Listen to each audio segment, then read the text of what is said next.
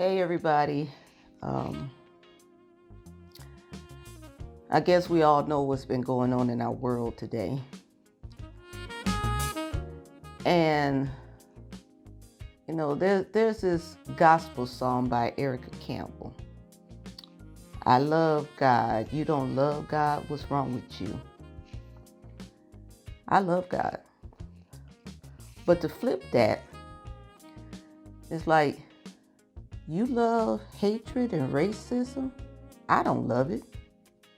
So what's wrong with you? I'm looking for the past, I think, 9 days here in Milwaukee, Wisconsin. Our young people have taken to the streets of protest for racism, hatred, police brutality, injustice, something we've been going through for hundreds of years, basically. At times it seems better and at times it's not.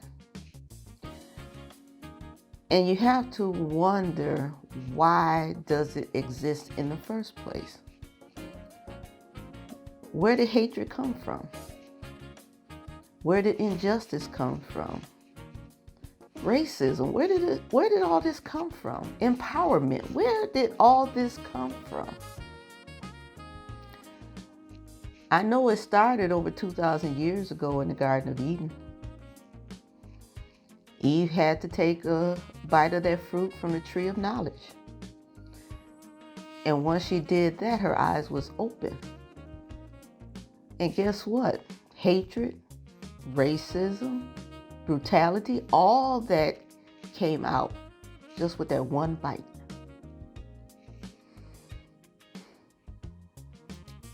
It's a sad state of affairs, y'all. It is really sad. We are all of one flesh.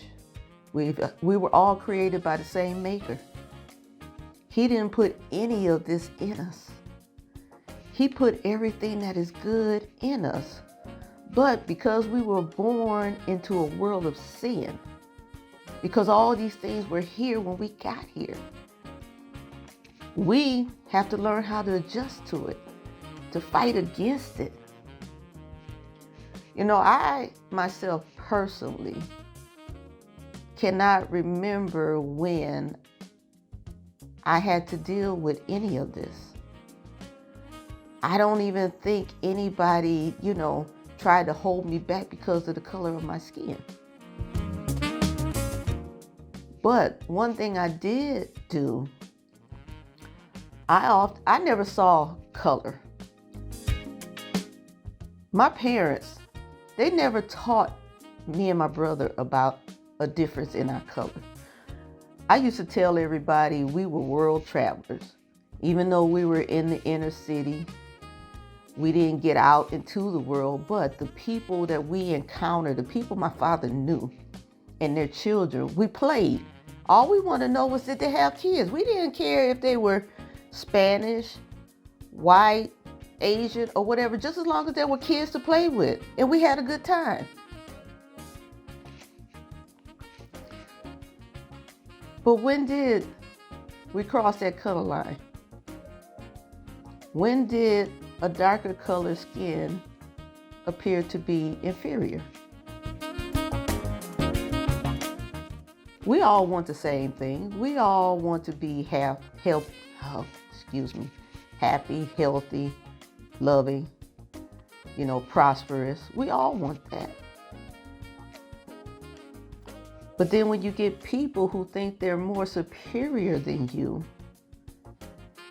and believe that you don't deserve it, and they have no reason, no backing to say why you don't deserve it, they'll come up with some lame excuse.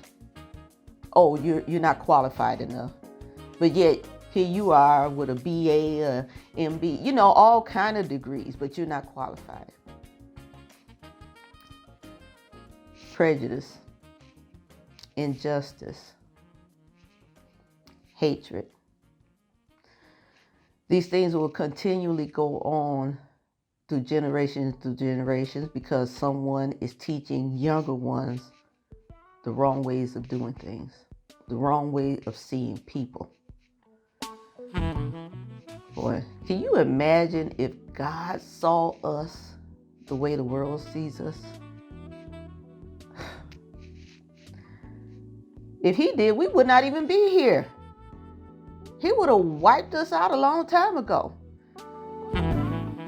But God shows us the ultimate love.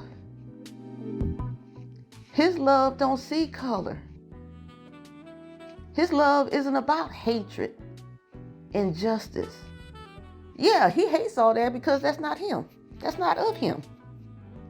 Because if it was, oh my God. Yeah, like I said, none of us would be here. He will wipe us all out and start all over again.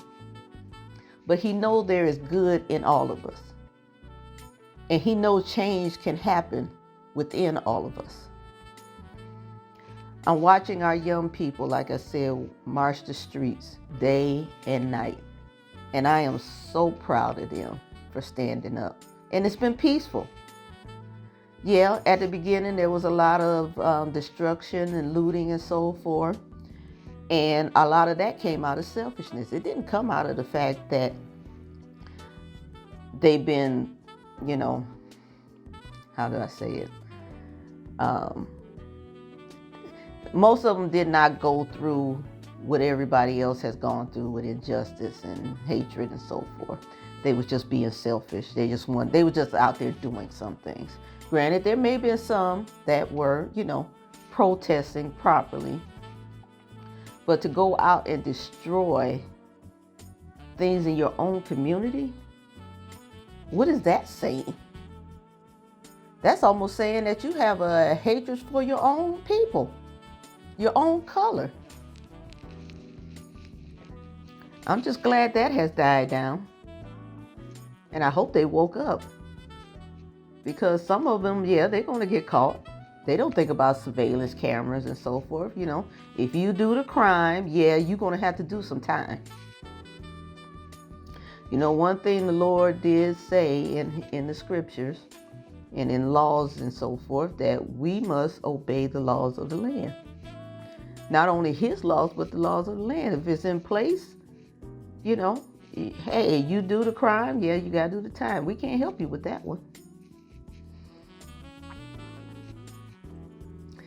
I'm staying in prayer for this whole country, the whole world. I mean, I'm on Facebook and I'm seeing, over in Italy, Ireland, London, all over the country, they're marching about injustice, equality, racism. They're marching against it. See, these are God's people. They too are tired of it. Let us all stay in prayer.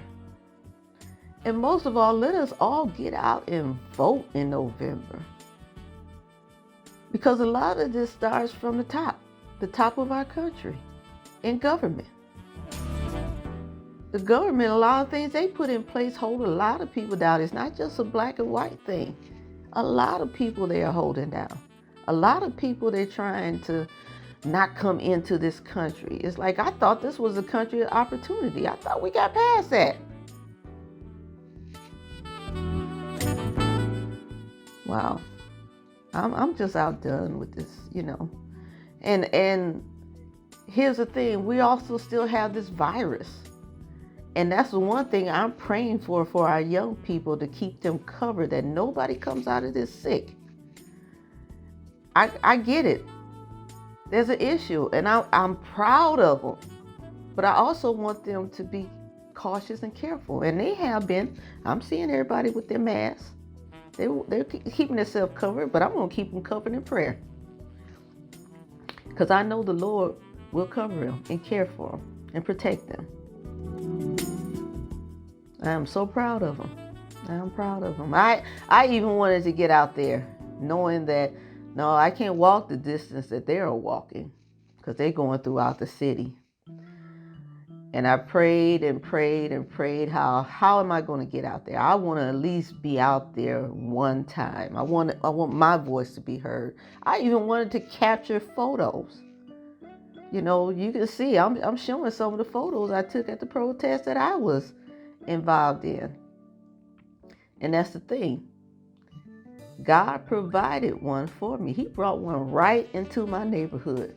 He knew I couldn't go downtown and couldn't walk all those miles with everybody else, but he brought it to me right in my own backyard, and I thank him for that. And I felt good ever since. Like I said, I'm going to continue to pray for our young folks.